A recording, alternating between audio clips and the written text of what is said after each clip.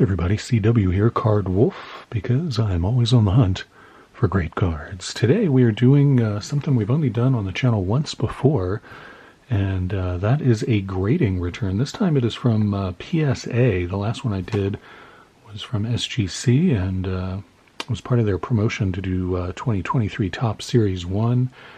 And I enjoyed doing that a lot. You guys seem to enjoy it too. I sent out this submission to PSA around the same time, so it was almost about 2 months ago, and this showed up at the end of last week, and I've been chomping at the bit to get into this. Now, you can, PSA will send you an email, and you can click on a link and go into your account, and you can see what grades you got, but I have not done that because I wanted to go through these with you live on the channel. So I'm going to get into this. They FedExed it to me, which was... I didn't realize they were going to go to that expense, but no complaints there.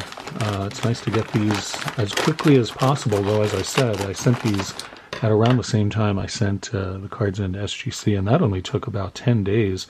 This took about, I didn't count, but I would estimate it took about maybe 45 or 50 days, so not quite 2 months, but pretty close to it. And get this off of there.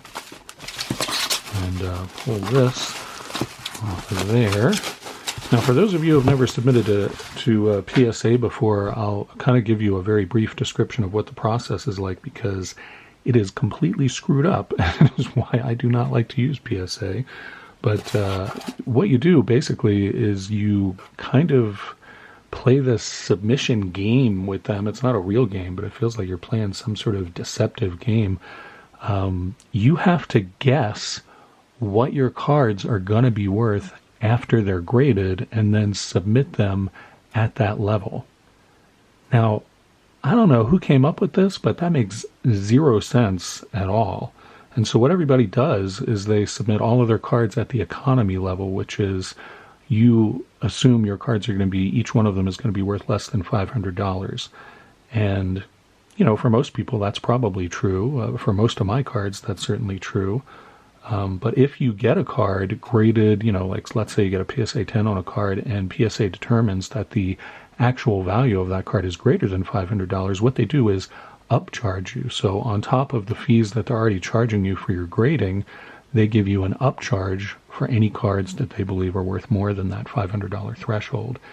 And so you're in this very weird position of having sort of like tried to play this game with PSA, and it's already very expensive to get your cards graded, as I'm sure all of you know, and then you kind of don't want to have to pay more for them, but at the same time you do want to get that upcharge, because then it means that at least one of your cards has graded higher and is worth more than $500 according to PSA. And PSA uses its own sort of they have like an internal database where they keep track of graded card values on PSA and what have you. So I'm going to open this carefully so as to remove any invoices or anything that might have information that I'm not interested in sharing. So I'll just put that over there, and that probably would have also listed the grades, which I also don't want to see.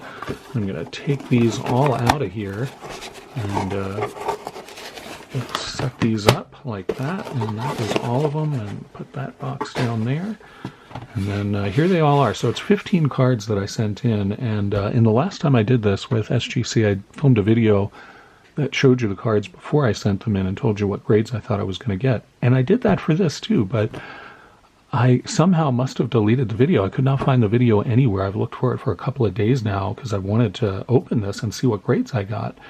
And I could not find that video, so I think I must have accidentally deleted it, which is really irritating. But I do have the list that I made of the cards and what grades I thought they would get. So at least I have that, and I can kind of consult that, and we can refer to it together. I sent in 15 cards. These are all non-sport cards, so if you came here hoping that I was going to do baseball or football or something like that, I'm sorry to disappoint you. It's 10 Pokemon cards and 5 Star Wars CCG cards. Now, I know I haven't covered a lot of Star Wars CCG on this channel before, but it's something that I've collected since it came out in the 90s, very heavily collected it for a while, and historically people have not graded it. it just, for many, many years, nobody was grading it, and there was kind of a sort of a stigma attached to grading Star Wars CCG. But in the last couple of years, I have noticed that slowly more and more Star Wars CCG is finally getting graded, all of it, most all of it, by PSA.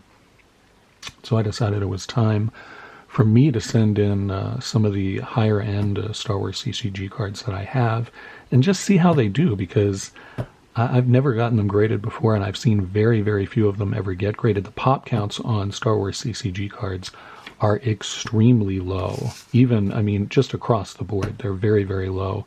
And there are many cards that have never gotten a PSA 10, main characters that still have never gotten a PSA 10.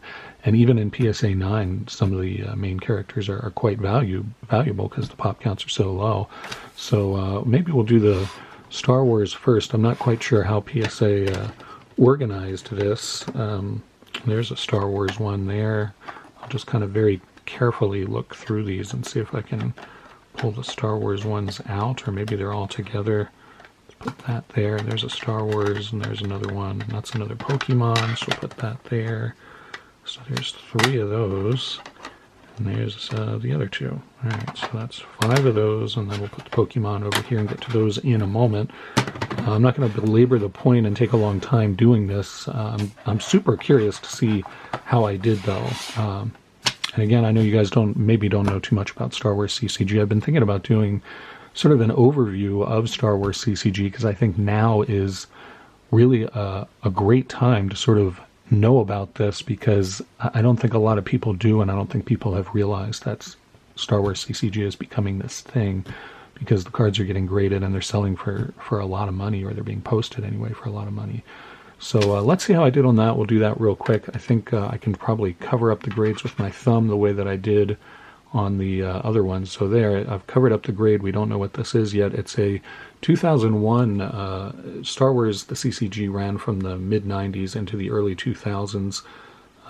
So anyway, this is from Theed Palace, which was one of the last sets that they did. It's Amidala, and it's, as you can see here, an alternate image card. I'll bring that up to the camera so you can read that a little better. And all that means is that it's a rare, but they did an alternate image version of that, which was even rarer than a regular rare. So it's a pretty strong card, and Amidala is a very popular character. Of course, Natalie Portman played her. And on my list, I have this one as probably a 9, and I don't remember exactly why I thought that. But as I said, even 9s in Star Wars CCG are very low pop and are bringing pretty high prices. I'm not sure why I thought this would get a 9, but that is exactly what it got, so that is awesome. That's what I guessed, and there's a little bit of off-centeredness there, so maybe that's why I thought that. But so that's a 9, and that's a pretty low pop on that. I don't think I remember exactly. I should have looked those up before this, but it's nice to, the first card out, it's nice to get that one correct. I'm looking at my list, and I know that this must be the Luke Jedi. This is from the Death Star 2 set, and it's one of the most iconic cards in the collection. It's the most powerful version of Luke, and it is it's an ultra rare from the Death Star 2 set.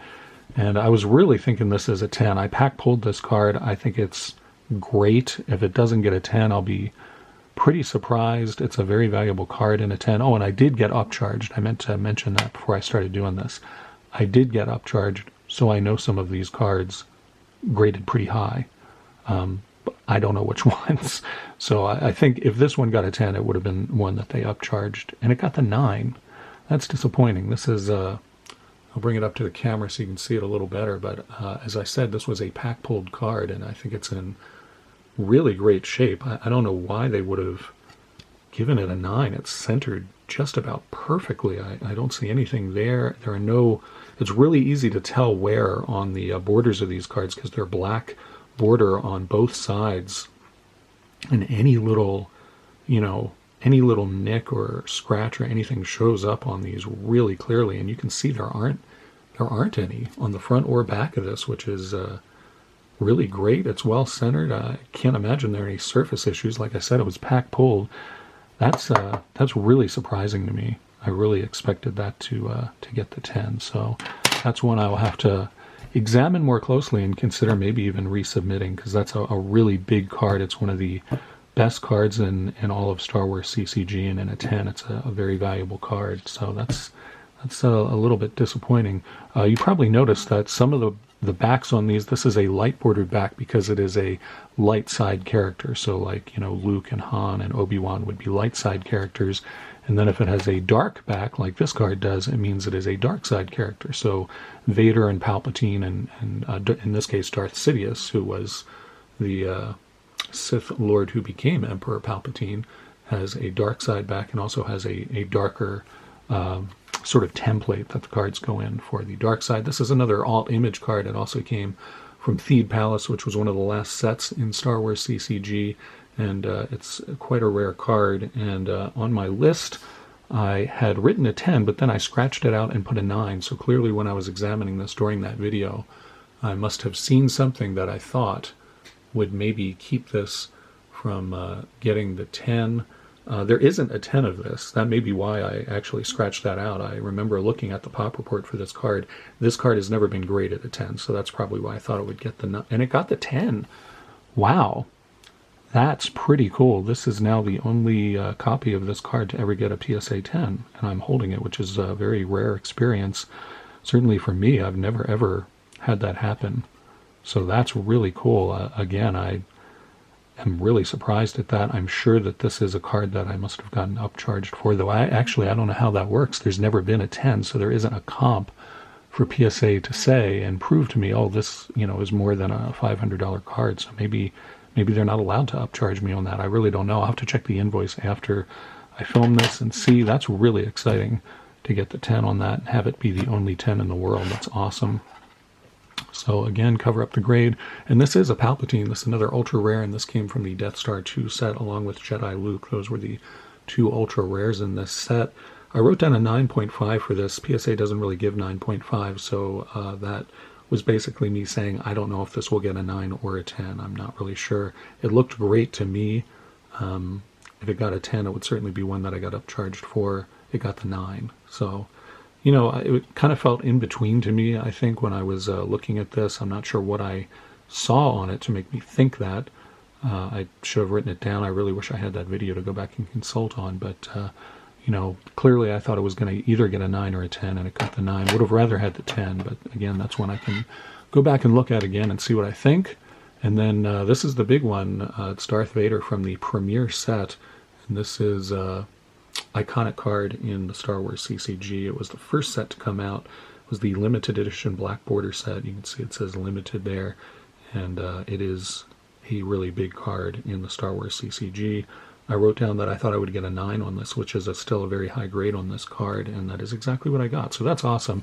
Getting an 8 on these would have really not added very much to the value. It would have maybe added like $10 or $20 to the value, really, and that's your grading fee. $20 is your grading fee on these, so really wouldn't have done anything for me. So really glad I got the 9 on that. That elevates the value of this card a great deal from raw. And again, looking at this, there are no scuffs on the border or anything like that. All I can think, I thought it would get a 9 maybe because probably had a surface issue or something like that. So didn't do too bad on those. Really puzzled about that Luke Jedi. I thought for sure that would get a 10. Have to look at that one again. Let's get to the Pokemon now. Not sure. There are 10 of these, so I'm not sure how they organized these or anything. All right, this is Lily's Full Force, which is a full art trainer card from the Cosmic Eclipse set, and I'll get that in focus for you. It's a beautiful card, very colorful, and I thought I had the focus issue solved with this new setting that I put on the camera, but there we go. Now it's behaving a little better. Very pretty card. I wrote down that I thought I would get a 10 on this, and I felt pretty strongly about that. This seemed like just a perfect card. With Pokemon, you can really see the blemishes on the back, but less so on the front when it's a foil. But the centering looked great on this. You can see one of the key things is that her elbow doesn't get cut off on that side. I'll see if I can show that to you up close. My camera's really not cooperating with this. There we go. So you can see her elbow there is not cut off, and that really tells you that the centering is just right on this. And it did get the 10, so that is awesome. That's what I predicted. I would not have been upcharged for this on a 10. This is a value below $500, but still a very nice card. That is a keeper for me. Keep that one in the PC. Some of these Star Wars cards I'm not sure about. That Darth Sidious in the 10, I'm not sure what to do with that now. He's not like a favorite character of mine. I don't love that card. It just looked really good to me, and it's a very rare card, so I thought I'd take a chance and send it in. Tempted to put that up on eBay for like a really high buy it now and take some offers and just kind of see what I get. Let's see what our next Pokemon card is from this. It is Eevee, and this is a first edition, which is demarcated there. I'll bring this up so you can see this. I know not all of you are Pokemon experts, so I'll walk you through this a little bit. That little signal sign, whatever, right there means that it's a first edition card, and this signal means that it's from Team Rocket, which is one of the earlier sets. As you can see up here, it's from 2000. This was not a card that, it's an older card, and I thought it would probably get the 9. It's not a super valuable card in a 9 or a 10, but it's one that I plan to give a friend of mine who really likes this character, so we'll see. It got the 10. Well, that's awesome. Still, this is not even in a 10, this is not a super valuable card. It's maybe I don't know, maybe a $50 card or something like that, which is certainly valuable, but after you include the grading fees and stuff like that, it's not really doing too much to add value to that card, but that's one I'm giving to a friend of mine. So nice that it got the 10. That'll make a really nice gift. And this is a Charizard VMAX. This is one that I even underlined because I was so sure that this would get the 10. This one looked just absolutely perfect to me. I'll bring it up there. You can kind of see it. It's a really pretty card. It's from Darkness Ablaze. It's not a particularly super valuable card. It did get the 10, so that's awesome. Again, this would not have been one that I got upcharged for. This is maybe probably a $120 card, something like that. So valuable, certainly, and worth my getting graded. It upgrades the value of this from raw quite a bit, but not one that I would have gotten upcharged for. Very happy about that, and that's certainly one I'll keep in my PC. Nice to have a PSA 10 Charizard.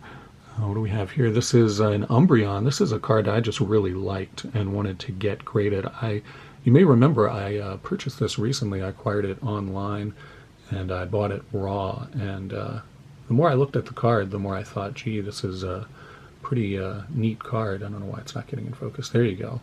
You can kind of see the foily details on there. There's a lot of foil on this card. It's from 2010 and from Heart Gold, Soul Silver. Really just a nice card that I like a lot. And on my little list here, I listed Umbreon as probably getting an 8. It is an older card. It has a lot of foil. And that's exactly what it got. So I was pretty on point with that. Nice card. And this is a PC card. If you watch the channel, you know I collect Umbreon. So that's one that I was just kind of curious to see what that would get. And it's a card I know I'm going to keep in my collection. So regardless of what it got, it's one that I was going to keep anyway. So that's kind of why I sent that in. Here we have one of the big ones. This is the first, I sent in 2 copies of this card. It's Lily from Sun and Moon Ultra Prism, and this is one of the most valuable full art trainers, U.S. full art trainers. The Japanese full art trainers are more valuable than the U.S. ones usually because they're shorter print runs and harder to get. But of the English language full art trainers, Lily is, if not the most valuable, certainly one of the most valuable ones. I had 2. I sent both of them in. I thought one would get a 10 and one would get a 9. I'll be just over the moon if they both get a 10. That would be amazing. And if one of these gets a 10, it's certainly one that they would have upcharged me for. It's a pretty pricey card. And this got the 9. Which, I thought one of them would, but that makes me really nervous about the second one, because if they both get 9s, I'm not going to be pleased about that. So, really nervous about that now. This is Mallow, who is not a particularly valuable full art. This one is from the Guardians Rising set from 2017. I like it, and it's one that I want to keep in my PC, so I predicted it would get the 9. It's a little bit, to me, to my eye anyway, it's a little bit off-center. The top is a little thinner than the bottom. Didn't really see any nicks or anything on the back, so it looked like it would, probably be a pretty strong 9 there. Oh, and it got the 8. Huh. Well, that's disappointing. The 8 doesn't really add much value to this card, so I'm really paying for is that it's protected in a case now, which is, not ideal. So I have to look at that card again. Again, when you get a lower grade on a card than you expect, you can certainly resubmit it. You can send it back to PSA and resubmit it after you break it out of the case, or you can send it to another grading company and resubmit it and hopefully do better. So that's a card I'll have to look at with that in mind. We got about 5 cards left, so we're doing pretty well here. This is Rosa. This card has been doing really, really well lately. I've always really liked this card. I think it's a very pretty card. See if I can get it in focus for you so you can appreciate it too. These reflective cards seem to be wreaking havoc with the focus on my camera. There we go. So you can see that, and this is from Cosmic Eclipse, a Sun and Moon set as well. And I guessed that Rosa would get a 10, so we'll see if that actually happens. And she did. That's awesome. This is a card, I don't know if they would have upcharged me or not. This is right at that that cutoff. This could have been one they upcharged me for. I'm not sure. I'll have to check the inventory sheet on that. That's right at that cutoff, and I don't know how they handle that when it's right around that number. So I'll have to check that. And this is the other Lily. Okay, this is one I'm really nervous about. This is... I got a 9 on one of them, and I thought one would get a 9, one would get a 10. So this must be hopefully the one that I thought would get a 10. Again, really pretty card and one of the most valuable full art trainers. Man, hope this, and it does. It got the 10, so that's really awesome. That is a very valuable card. This one is probably going to go in the safe deposit box. Actually, it's a pretty valuable card, and I'll probably have to put that Darth Sidious that got the 10 in a safe deposit box once I take some pictures of it. Really pleased about that. That is fantastic, and this is definitely a keeper for my PC. The reason I sent the other one in at a 9 is because I'll probably sell it, and then that will pay for all of my grading fees. When you kind of grade with PSA, you have to kind of think about that. You know, how do I justify doing this? And this is another one that I will probably sell. I don't really like this card very much, but I pulled it from the brand new Crown Zenith. It is Giratina, and it is a full art V-Star, and it's a very hot card right now. People really like this card.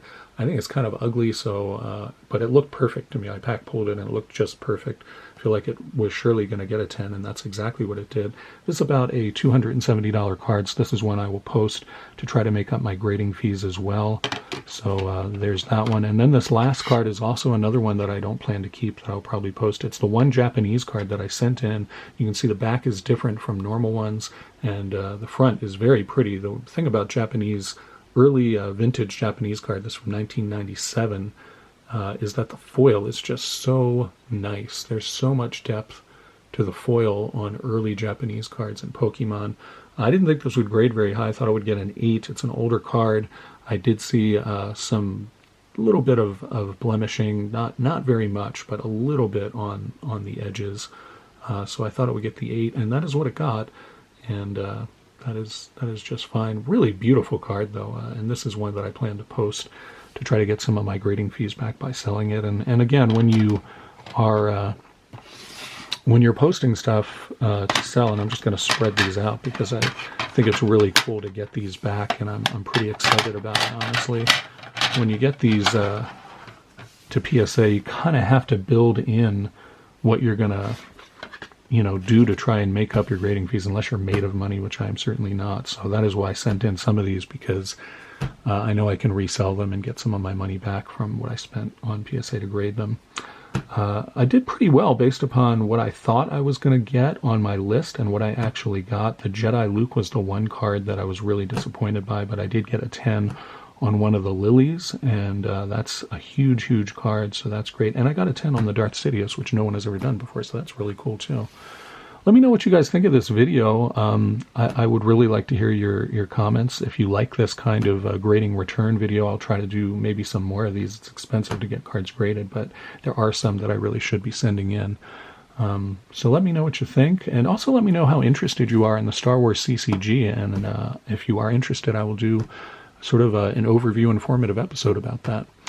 Hope you guys are doing well, enjoying your week. It's Thursday as I post this. Tomorrow will be Dorking with Dice, and it's going to be vintage hockey and vintage baseball in the box. Should be a lot of fun. I will see you back here then, and as always, happy collecting.